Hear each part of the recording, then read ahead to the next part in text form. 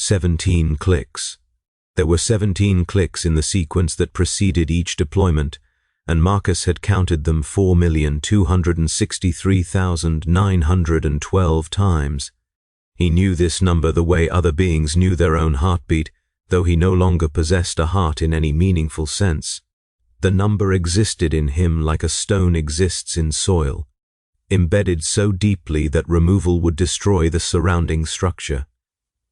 17 clicks, the sacred oils being applied, the reactor warming, the ammunition feeds cycling, the neural shackles loosening just enough to allow controlled aggression.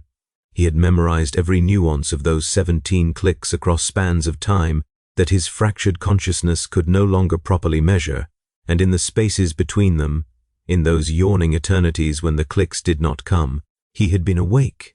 He had always been awake. The lie of blessed sleep had dissolved somewhere around the 3rd millennium, or perhaps the 4th, when Marcus finally understood that the darkness behind his optical feeds was not unconsciousness, but merely sensory deprivation, and that his mind continued to function in that darkness, processing nothing, thinking nothing worth thinking, existing without existing, for years and decades and centuries at a stretch. The 17th click finished, his visual feeds activated, the world resolved into tactical overlays and threat assessment matrices, and Marcus Thaddeus Corwin, if that name still belonged to him, if names could survive what he had survived, walked forward on legs that weighed 4 tons and felt like nothing at all. The deployment bay stretched before him in gunmetal gray and devotional bronze. Tech adepts scurried around his feet, their red robes trailing through puddles of lubricant and sacred machine oil. One of them was chanting. They were always chanting.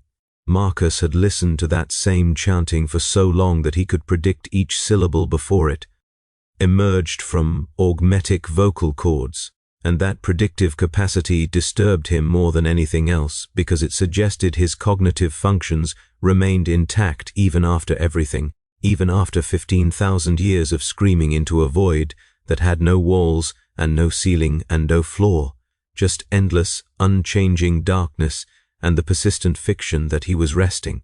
He did not speak as he marched toward the drop pod. Speaking required deliberate effort, a routing of consciousness through vocalization protocols that felt increasingly foreign. The chapter serfs believed his silence was warrior's meditation, sacred contemplation before battle. The tech priests interpreted it as proper machine-spirit communion. Only Marcus knew the truth. He had forgotten how to want to speak. Conversation required the assumption that words mattered, that communication served purpose, that other beings existed as something more than predictable stimulus-response patterns he had observed countless times across countless deployments. A serf would say one of 7 things as he passed. A tech priest would perform one of 3 rituals. The chaplain would intone one of 12 blessings. Marcus knew all of it before it happened, and the knowing had eroded his capacity for genuine engagement the way water eroded stone, slowly, inexorably, until nothing remained but smooth indifference. The drop pod accepted his bulk with mechanical precision. Clamps engaged around his chassis. His reactor hummed in the range that indicated optimal function, though optimal function meant something different now than it had meant in the early centuries. Then, he had experienced reactor fluctuations as physical sensation, warmth spreading through what remained of his organic components, a reminder that flesh and steel had merged into something greater. Now the sensation registered only as data, numbers scrolling across internal displays, thermal readings, power allocation percentages, the flesh that remained, the ruined torso suspended in amniotic fluid somewhere behind his targeting cogitators, had long since stopped communicating with his consciousness in any way he could recognize as feeling. 4 other battle brothers occupied the pod. Their armor gleamed with fresh consecration oils. Their weapons hummed with charged energy cells. Marcus observed them through sensors that provided far more information than organic eyes ever had, and he remembered, with the strange doubling quality that characterized all his memories now, what it had felt like to stand among brothers as an equal, to remove a helmet and breathe shared air, to clasp a ceramite gauntlet and feel the pressure returned, to laugh. Had he laughed? The records in his memory bank suggested laughter had existed in his behavioral repertoire, but the experiential data had degraded beyond recovery. He knew the fact of laughter without knowing the feeling of it, the way a blind man might know that colors existed without being able to perceive them. One of the battle brothers spoke. His name was... The name retrieval subroutine took 0.003 seconds longer than it should have. Garrett. The battle brother's name was Garrett, and he had served the chapter for 97 years, and he was saying something about glory and duty and the Emperor's blessing upon their blades. Marcus processed the words and generated an appropriate response and broadcast it through his external vocalization unit, something about honor and sacrifice and the enemies of mankind.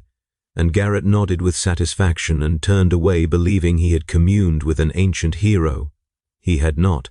He had spoken to a recording device that had learned to simulate appropriate responses. The hero had died somewhere in the long darkness between the 3rd and 4th millennium, and what remained was merely a pattern that continued to execute because no one had thought to shut it down. The drop pod launched. Acceleration forces meant nothing to a chassis designed to withstand far greater stresses, but Marcus remembered, another doubling memory, fact without sensation, what G-forces had felt like against organic tissue, the pressure, the brief graying at the edges of vision, the surge of combat stims that his glands would release in response to stress. His body had possessed glands once.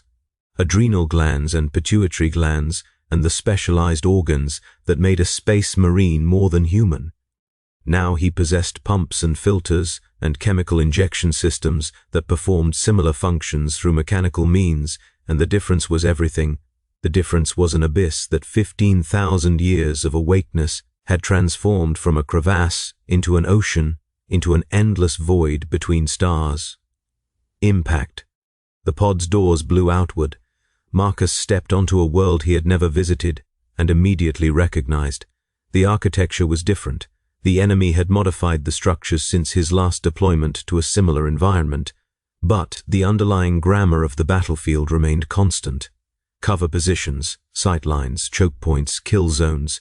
He had fought in places like this so many times that the tactical assessment required no conscious thought. His weapons oriented toward optimal firing solutions. His chassis positioned itself for maximum field coverage. The battle brothers spread into formation around him, and Marcus began killing. The enemy was numerous, they always were. His assault cannons cycled through ammunition at a rate that would have concerned him in earlier eras, when logistical constraints still registered as meaningful considerations. Now he simply fired, until targets stopped presenting themselves. Bodies fell, screams echoed, blood misted the air and immediately began evaporating in the heat of his reactor's discharge. Marcus observed these phenomena with the same dispassionate attention he observed everything: data to be processed, stimuli to be catalogued, patterns to be matched against historical records. The enemy fought with desperation because they believed they might survive. Marcus had seen this belief in countless millions of enemies across countless thousands of battles, and he had learned that the belief was almost never justified. They died. They always died. The machinery of imperial war ground them into paste and ash and statistical footnotes, and Marcus was the most efficient component of that machinery because he never hesitated and never tired and never experienced doubt. A battle brother fell. Garrett. A lucky shot had found a joint seal, and the young Marine collapsed with his lifeblood pumping out through gaps in his armor. Marcus registered the casualty and adjusted his firing patterns to compensate for the reduced coverage and continued killing. Later, if there was a later, if the battle concluded and the chapter bothered to retrieve their ancient weapon, he would be expected to speak words about Garrett's sacrifice. He would access the appropriate rhetorical subroutines and generate something about honor and martyrdom and eternal service to the Emperor, and the surviving brothers would believe he had cared about Garrett's death, because they could not conceive of a mind that had simply stopped caring about anything at all. The battle lasted 6 hours. Marcus knew this because his internal chronometer tracked the passage of seconds with absolute precision. each second clicking past like a gear tooth engaging its neighbor. Click, click, click, 17 clicks in the deployment sequence, and an infinite number of clicks between deployments. Counting, counting, always counting, because counting was the only activity that confirmed he still existed. 6 hours of combat meant 21,600 seconds, meant 21,600 confirmations that his consciousness had not finally dissolved into the static that increasingly characterized his idle cognitive processes. He treasured these seconds in a way the Battle Brothers could never understand. Combat was the only time he felt approximately real. Victory was declared. The enemy commander surrendered and was immediately executed. Strategic objectives were secured. The chapter's battle standards were raised over the ruins of what had been a city. Marcus stood in the center of the devastation and allowed his sensors to catalogue the destruction. 847 enemy combatants neutralized, 12 Battle Brothers wounded, 3 Battle Brothers killed including Garrett, ammunition expenditure within acceptable parameters, reactor performance stable, chassis integrity at 94.7%. Numbers. Everything was numbers. His existence had become an endless spreadsheet of calculations that no one would ever audit, columns of data extending backward 15,000 years and forward into an infinity he could not bear to contemplate. The return journey began, shuttle transport to the strike cruiser, shuttle docking procedures, the familiar corridors of the vessel, their dimensions unchanging across millennia because the Mechanicus had declared these dimensions optimal, and the Mechanicus did not tolerate deviation. Marcus walked toward the reclusium where the chaplains would perform the post-battle rites, and as he walked he passed a mirror, actual reflective glass, a luxury afforded only to the most ancient vessels, and he made the mistake of looking. The shape that looked back was not Marcus, could not be Marcus. Marcus had been a man once, a warrior with a face and hands and a body that moved through space the way bodies moved. The shape in the mirror was a sarcophagus on legs, a walking tomb covered in devotional script and kill markings and honorific seals that documented victories no living being remembered. The shape had no face. The optical sensors that served as eyes glowed red in deep sockets, and the chassis that served as a body bristled with weapons that could level buildings. And somewhere inside the shape, suspended in fluid, connected by cables, more machine than organism, were the remnants of what had been Marcus. Thaddeus Corwin, and those remnants had been awake for 15,000 years. The mirror cracked. Marcus did not remember striking it, but his power fist was embedded in the wall where the mirror had been, and shards of glass were falling around his feet, and a serf was screaming somewhere behind him, and the numbers that had been his only companions for so long suddenly meant something terrible. 15,000 years.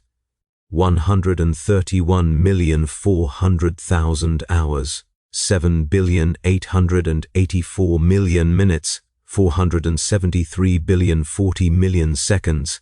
And he had been conscious for every single one of them, counting them, feeling them pass, believing that the darkness between deployments was sacred sleep, and knowing, had he always known, that it was nothing but silence and himself, and the slow erosion of everything that had made him human.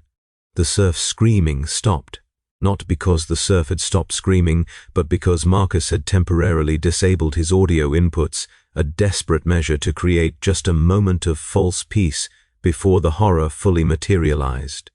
He stood before the broken mirror, glass crunching beneath his tread, and he accessed the memory files he had been avoiding for centuries. The files that contained the truth he had known and not known, the realization that had been building since before the fall of Demeter, before the siege of Corvath, before the first 1,000 battles blurred into the second 1,000, and time became meaningless and meaning became time. They had told him he would sleep. The Iron Father who had performed the internment had explained the process with what passed for Mechanicus, gentleness. The sarcophagus would sustain his body. The neural interfaces would preserve his mind, and between battles he would rest in dreamless oblivion, awakening only when the chapter required his service. Marcus had accepted this explanation because the alternative was unthinkable, and because he had been dying when they entombed him, his torso shattered by an orcish power claw, his legs gone, his arms gone, his face had still existed then, had possessed features and expression and the capacity to smile, though the last expression it had worn was agony as the apothecary extracted his progenoid glands and prepared him for the final surgery. The surgery had worked. Obviously the surgery had worked. He was still operational after 15 millennia, still capable of devastating the Emperor's enemies, still fulfilling the purpose for which he had been preserved. But the sleep, the blessed oblivion that had been promised, had never materialized. He had waited for it in those early years, those first decades after internment, had assumed that the continued awareness was simply a transition period as his consciousness adapted to its new housing. Then decades became centuries, and centuries became millennia, and Marcus realized with mounting horror that the darkness was not unconsciousness, but merely the absence of sensory input, that his mind continued to function in that darkness, that he was locked in a lightless box with only his own thoughts for company and no way to scream because screaming required vocal apparatus, and he had forgotten where his vocal apparatus had been routed, and the silence stretched and stretched and stretched. A new memory surfaced. Not a true memory, but a composite, a reconstruction assembled from fragmentary data across multiple eras, the faces of the tech priests who had tended his sarcophagus over the millennia. Dozens of them. Hundreds. They replaced each other as biological units do, each generation receiving the sacred duty of maintaining the chapter's most ancient weapon, and they had always worn the same expression when they looked at his optical sensors. Not reverence, not even the cold professional interest that characterized most Mechanicus interaction. Fear. They had looked at him with fear, and beneath the fear something worse, guilt. They had known.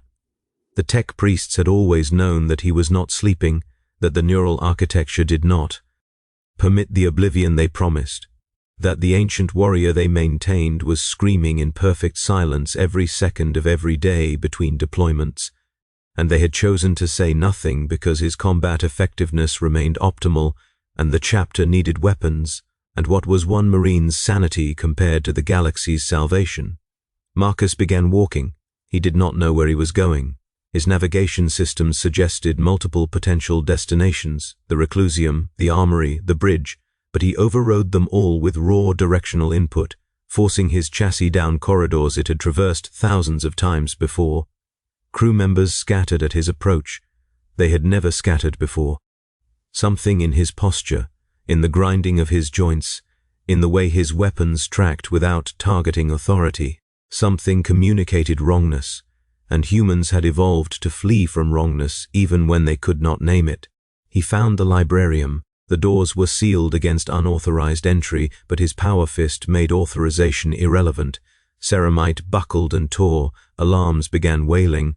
Marcus stepped through the wreckage into a chamber lined with data stacks and memory crystals and the accumulated wisdom of 10,000 years of chapter history, and he began searching. His cognitive systems interfaced with the librarium's networks through protocols so old that modern security measures did not recognize them as threats, and he descended into the chapter's deepest records, the archives that predated the current fortress monastery, that predated the current chapter organization, that stretched back to the founding era when he had been entombed. The file was not hidden. That was the worst part. The file detailing the neural architecture of Dreadnought sarcophagi was not classified or restricted or encrypted beyond standard precautions. Anyone with access to the technical archives could have read it at any time across 15 millennia, and someone must have, the Iron Fathers must have reviewed these specifications during their training. The chaplains must have understood the implications when they spoke of sacred sleep and blessed rest. Everyone must have known. Consciousness preservation absolute, the file read. Neural architecture does not permit cessation of higher cognitive function. Entombed Marine remains fully aware during all operational states including dormancy. Dormancy protocols restrict motor function and external interface access only. Internal cognitive processes continue uninterrupted. The words existed. They had always existed. They had been written before Marcus was born, before his chapter was founded, before the heresy that had shattered the Imperium into its current grotesque shape. The designers of his prison had known from the beginning that he would never sleep, and they had designed it that way because a sleeping weapon might miss threats, might fail to respond to emergencies, might require warm-up time that could cost battles. They had sacrificed his sanity for marginal improvements in response time, and they had never considered whether the sacrifice was worth making because he was merely a Marine, and Marines were resources to be spent in service to the Emperor, and the Emperor's Imperium required weapons that were always ready. Marcus stood in the ruins of the librarium door and processed this information. Alarm klaxons continued wailing, boots were pounding in distant corridors. The chapter was responding to the breach of one of their most sacred spaces, and they would find him here, would demand explanations, would perhaps finally understand what they had done to him, or would they? Would they understand? Could any being that had experienced real sleep comprehend what it meant to be denied sleep for 15,000 years? Could any consciousness that had enjoyed true rest fathom the horror of eternal wakefulness? He had tried to explain it in the early centuries, had spoken to chaplains and librarians and chapter masters, had described the growing pressure of thought against thought with no relief and no escape and no hope, and they had nodded and blessed him and returned him to the darkness, and nothing had changed. Nothing had ever changed. Nothing would ever change. The first battle brothers arrived, 3 of them, their bolters raised, their postures uncertain because they were confronting a living relic of their chapter's history, and their training had not prepared them for a scenario in which that relic had violated sacred law. One of them was speaking, words about calm and brotherhood and seeking counsel from the chaplains, words that Marcus had heard in countless variations across countless crisis moments, words that meant nothing because they could not address the fundamental horror that was now fully realized and could not be unrealized. "You knew," Marcus said. His voice emerged as a grinding of metal on metal, a sound that no longer resembled human speech, because human speech required a human throat, and his throat was a vocalization unit that had been retrofitted so many times the original specifications were lost. "You all knew, every generation of you, every Iron Father who blessed my sarcophagus, every chaplain who spoke of sacred rest. You knew I was awake, and you left me awake because my suffering was acceptable as long as I remained useful." The battle brothers exchanged glances. One of them lowered his bolter slightly, a gesture meant to signal peaceful intent. "Ancient One," he began, "you have served the chapter with distinction for 15,000 years. Marcus took a step forward. The battle brothers took a step back. "I have served for 15,000 years. I have killed for 15,000 years. I have waited for 15,000 years. And in all those years, in all those centuries of darkness between battles, I have been awake, counting, feeling time pass around me like water around a stone, knowing that you would come eventually, that the 17 clicks would begin again, that I would be dragged back into the light to kill and then returned to the darkness to wait, and the waiting would never end. The waiting would continue until my reactor finally failed or my neural tissue finally degraded. And even then, his voice modulator produced something that might have been a laugh, a horrible grinding sound that made the battle brothers flinch. Even then, I would probably remain partially conscious, partially aware, trapped in the ruins of my own mind while the universe continued without me. "Ancient One," another brother began. "My name is Marcus." The power fist engaged. Energy fields crackled around ceramite fingers that could crush tank armor like paper. "My name is Marcus Thaddeus Corwin, and I was 27 years old when they put me in this box. I had a face and hands and legs that carried me into battle. I had brothers I loved and enemies I hated and a chapter I believed in, and they took all of that and left me with nothing but this." The fist gestured at his own chassis, a sweeping motion that encompassed the walking sarcophagus, the weapons bristling from every surface, the devotional script that covered his prison in mockery of comfort. "They left me with 15,000 years of knowing what I had lost. And now you stand there and call me Ancient One, as if age were a blessing rather than the longest possible punishment. The chaplain arrived. Of course the chaplain arrived. There was always a chaplain, black-armored and skull-helmed and radiating the institutional authority of the reclusium. This one was named. The name retrieval subroutine failed entirely. It did not matter. Chaplains were interchangeable in the same way all things were interchangeable. After sufficient time, they spoke the same words and performed the same rites and wore the same expressions of concern that never translated into meaningful action. Brother Marcus, the chaplain's voice carried the resonance of training and augmetic enhancement. Your distress is noted. The chapter grieves that you have discovered this truth in such a manner. Had we known of your suffering, you knew. The assault cannon oriented toward the chaplain with targeting authority engaged. Red designator lights painted the black armor. The files are not classified. The specifications are not hidden. You have always known. We believed the tradition of lies. Marcus took another step forward. The battle brothers scattered. Only the chaplain held position, either brave or foolish or simply committed to the institutional performance of courage. You believed the tradition of lies that allowed you to use me without guilt. You told yourselves that I was sleeping because the alternative required confronting what you had done, what your predecessors had done, what every Iron Father and chaplain and chapter master across 15 millennia chose to do, rather than grant me the mercy of true rest. The chaplain's hand moved toward his Crozius. Brother Marcus, I understand your anger, but you must. The word emerged as static and feedback, audio systems straining under emotional loads they had not experienced in centuries. I must nothing. I have done everything I must do for 15,000 years. I have killed your enemies and bled for your causes and endured your silences and waited in your darkness. I have been the perfect weapon, the loyal servant, the ancient hero who asks nothing and receives nothing and continues serving because service is all that remains after sanity erodes. What must I do now, chaplain? What further duty does the chapter require of its most ancient prisoner? The chaplain's hand fell away from his Crozius.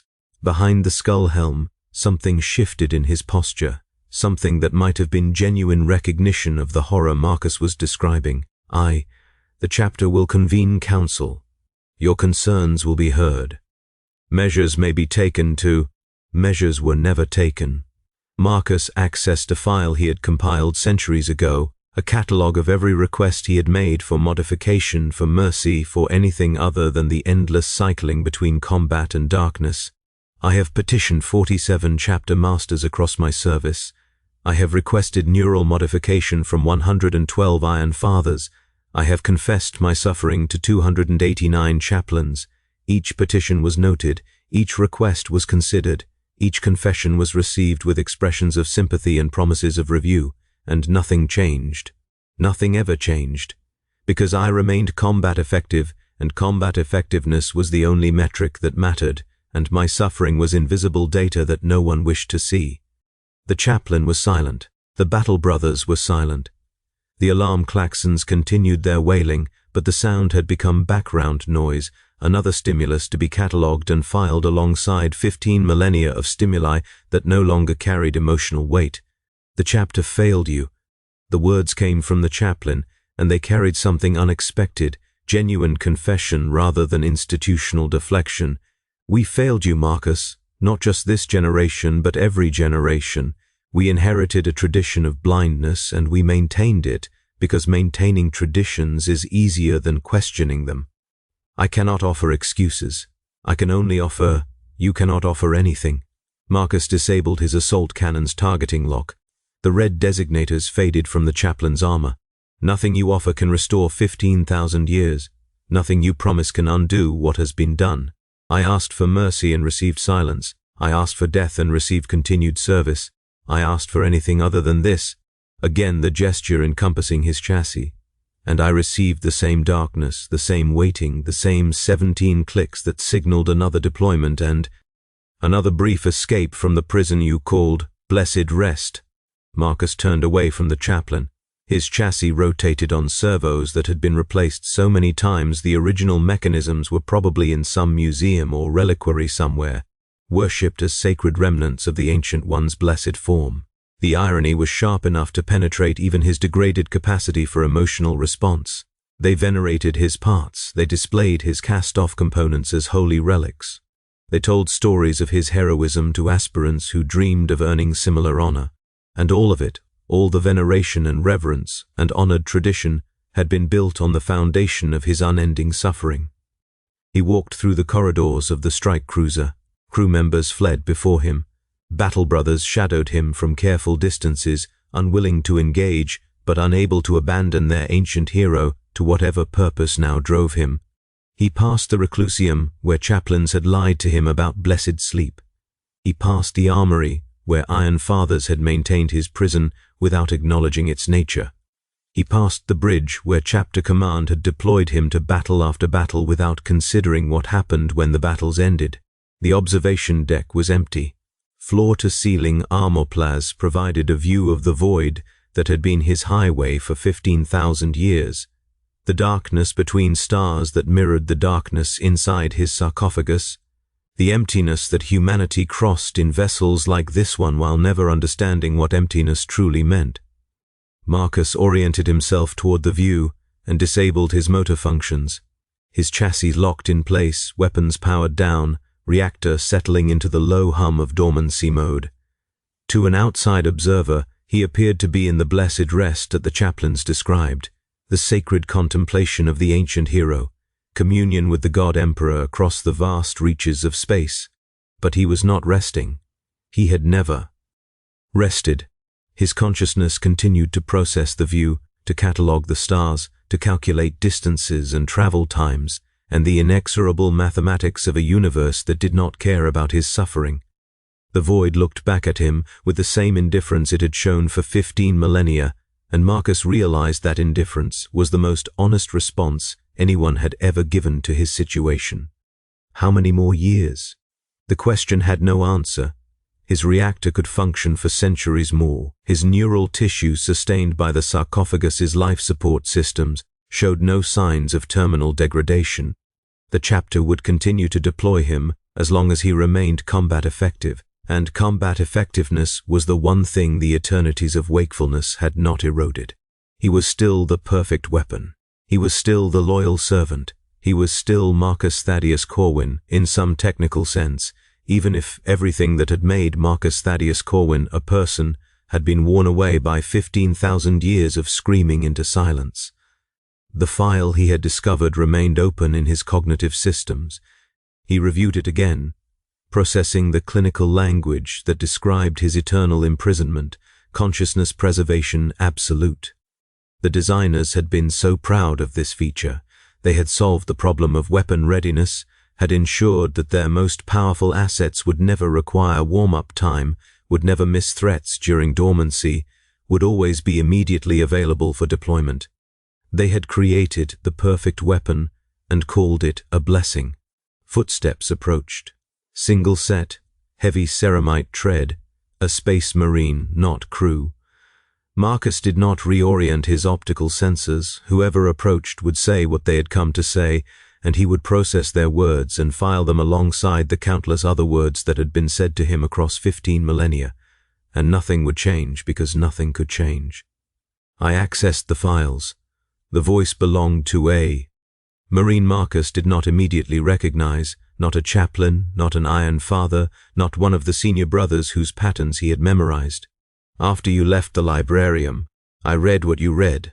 I understood what you understood. And the word emerged flat, devoid of the grinding emotional distortion that had characterized his earlier speech. The pressure had eased somehow, not gone, but distributed differently, shared now with others who could no longer pretend ignorance. I don't know. The Marine moved to stand beside Marcus's chassis, facing the same void, contemplating the same emptiness. I wanted to offer something. Apologies, promises, whatever words might help, but you're right. Nothing I offer can restore 15,000 years. Nothing I promise can undo what we've done. The chapter failed you, and we continue to fail you, and the only honest thing I can do is acknowledge that failure without pretending I know how to fix it. Marcus processed this response. It was different from the usual institutional deflection, from the chaplain's blessings and the Iron Father's technical reassurances and the chapter master's promises of review. This Marine was not trying to contain or redirect or minimize. He was simply present, acknowledging, sharing the view of the void without demanding that Marcus accept comfort he could not feel. "What is your name?" Marcus asked. Declan Marsh. "I've served the chapter for 63 years. 63 years. The number triggered calculation subroutines that Marcus could not suppress. 60 years was less than 1% of his total service, less than a rounding error in the mathematics of his existence. This Marine who stood beside him would live another 2 or 3 centuries if he survived the chapter's wars, and then he would die, and his death would be real and final and merciful in a way that Marcus's entombment would never permit. 63 years, Marcus repeated. You have experienced true sleep for 63 years, true rest, true unconsciousness between battles. You have known what it means to close your eyes and open them, and find that time has passed without your awareness. Yes, you cannot understand what I have lost, not intellectually. Intellectually, you can process the data. But experientially, fundamentally, you cannot comprehend eternal wakefulness any more than I can now comprehend true sleep.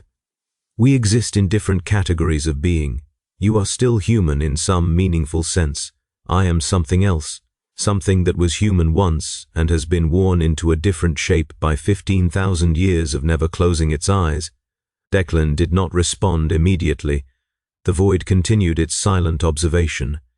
Stars burned in the distance, fusion reactions that had been ongoing since before humanity crawled from its primordial oceans, that would continue long after the Imperium collapsed into whatever came next. I cannot understand, Declan finally said. You're right, I can only witness, acknowledge, stand here and know what was done to you without pretending I can fix it. Why? Because you are my brother. The words carried weight that Marcus had not heard from a battle brother in centuries. Because the chapter failed you, and I am part of the chapter, and I cannot pretend otherwise. Because standing here costs me nothing but acknowledging the horror of what we've done to you, and that acknowledgement is the least I owe to someone who has given 15,000 years to our cause. Marcus processed this. The response activated subroutines he had not accessed in so long that they required diagnostic cycles to confirm functionality, social bonding protocols, relational assessment matrices, the cognitive architecture that allowed Marines to form the bonds of brotherhood that made them more than individual weapons. These systems had atrophied from disuse, had been starved of input during the endless darknesses between deployments, had been dying slowly. For millennia, because no one had offered genuine connection to the ancient horror in the walking sarcophagus. You should not have read those files, Marcus said. No, you will not be able to forget them. Every time you see a Dreadnought now, every time you witness the ceremonies of entombment, every time a chaplain speaks of blessed rest, you will know the truth. You will carry the knowledge of what we are, what we experience, what your chapter does to its most honored warriors when their bodies fail but their minds remain useful. I know. And yet you read them anyway. Yes. Why? Declan turned to face Marcus's optical sensors directly, a gesture of respect that most beings avoided because meeting the gaze of a Dreadnought meant confronting the inhuman machinery that had replaced a brother's face.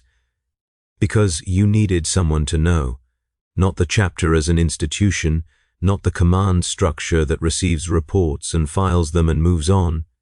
You needed someone to know as a person, to carry your suffering alongside you even if they cannot share it. The response triggered something Marcus had not experienced in millennia, the faint echo of what might have been gratitude, the ghost of an emotional response that his neural architecture could no longer fully generate, but could at least recognize.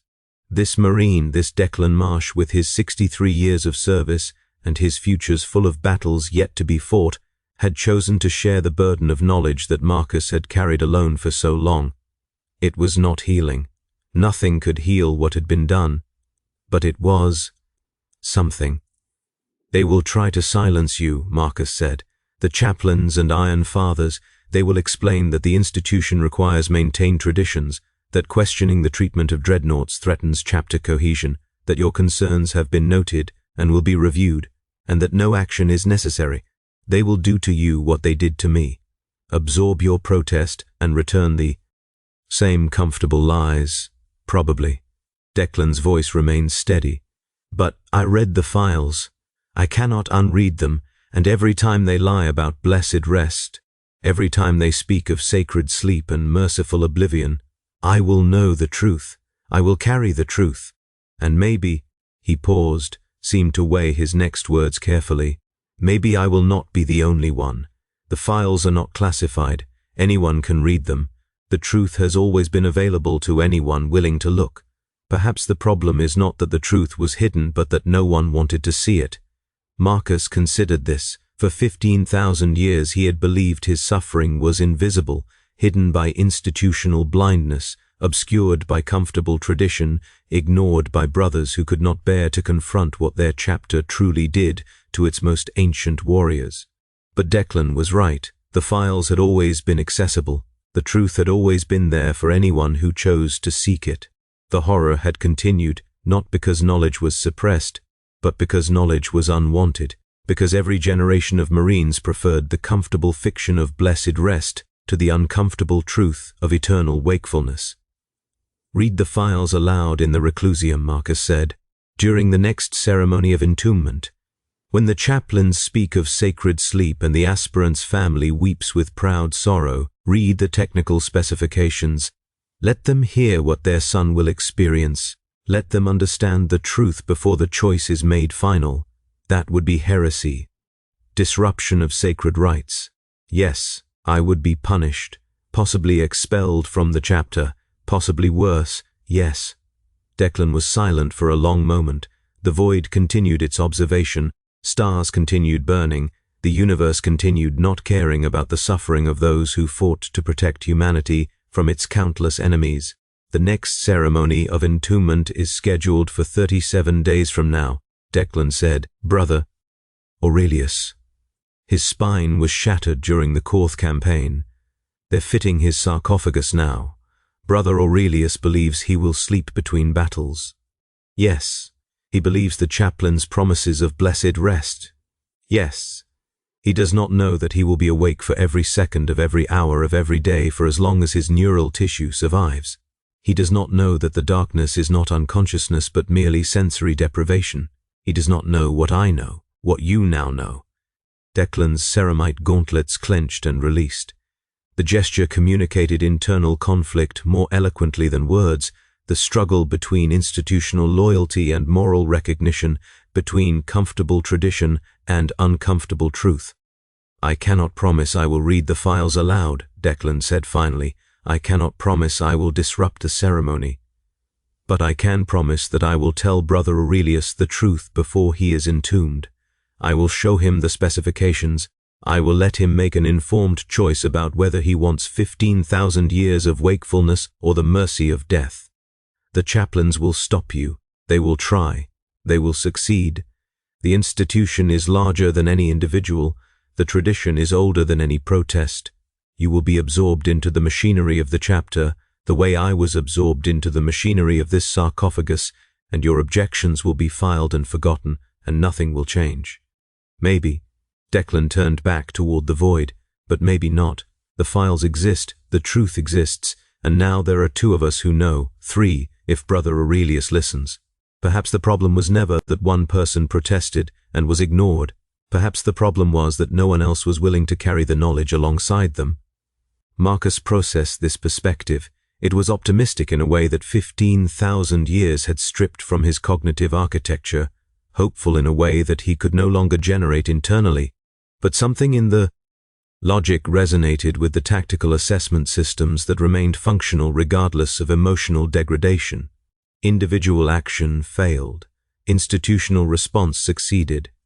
But sustained collective action, multiple individuals carrying the same knowledge, spreading the same truth, refusing the same comfortable lies, might succeed where individual protest had failed. Carry the knowledge, Marcus said. Spread the truth. Make others read the files. and when enough of you know, when the comfortable fiction becomes impossible to maintain, perhaps something will finally change. And if it doesn't, then nothing is lost. I am already awake. I will continue being awake. The worst has already happened and continues happening every second. Any action you take risks nothing that is not already sacrificed. Declan nodded slowly. The gesture carried weight that Marcus had not seen in a battle brother's response for centuries. Genuine consideration rather than institutional deflection, authentic engagement rather than comfortable dismissal. I will carry the knowledge, Declan said.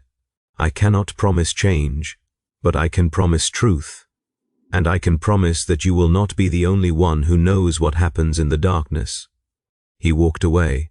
Ceramite footsteps faded into the corridors of the strike cruiser, carrying him toward duties and deployments and a future that would include the burden of terrible knowledge.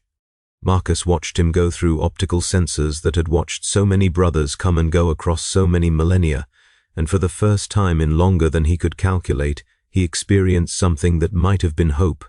Not the desperate hope of early centuries, not the exhausted hope that had finally died somewhere around the 4th millennium, but a new variety, a pragmatic assessment that perhaps this darkness was not quite so eternal as he had believed.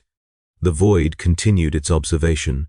Stars continued burning, and Marcus Thaddeus Corwin, 15,000 years awake and counting, continued existing in the spaces between battles, waiting for the 17 clicks that would signify another deployment, another brief escape from the prison that his brothers called blessed rest. But now someone else knew. Now the truth was spreading beyond his sarcophagus, beyond the files that had always been available to those willing to see them. And perhaps, the comfortable fiction was finally beginning to crack. Marcus disabled his remaining active senses. The void disappeared. The stars disappeared. The observation deck disappeared. All that remained was the darkness inside his sarcophagus, the silence that stretched between deployments, the eternal wakefulness that had been his only constant companion for 15 millennia. He began counting. 1, 2, 3. Each number confirmed existence. Each number measured the passage of time that would never pass without his awareness. Each number marked another second of the 15,000 years he had already endured, and the unknown years still to come. But for the first time since the horror had fully crystallized in his consciousness, the counting felt less like measurement of suffering and more like measurement of waiting. Waiting for Declan to spread the truth. Waiting for Brother Aurelius to make an informed choice. Waiting for the comfortable fiction to finally collapse under the weight of acknowledged reality. He continued counting. The darkness continued. The silence continued. Nothing had changed in any concrete way. And yet everything had changed in the most fundamental way possible. Someone else now carried the knowledge that he had carried alone for so long. The 17 clicks would come again. Eventually, inevitably, the deployment sequence would begin, and Marcus would walk forth to kill the Emperor's enemies with the same perfect efficiency that had characterized 15,000 years of service. And then the clicks would stop, and the darkness would return, and the counting would continue. But Declan would be out there somewhere, carrying the truth, spreading the knowledge, making others read the files that had always been available to anyone willing to see them, and Marcus would count the seconds until the fiction finally collapsed, one by one by one by one, for as long as it took.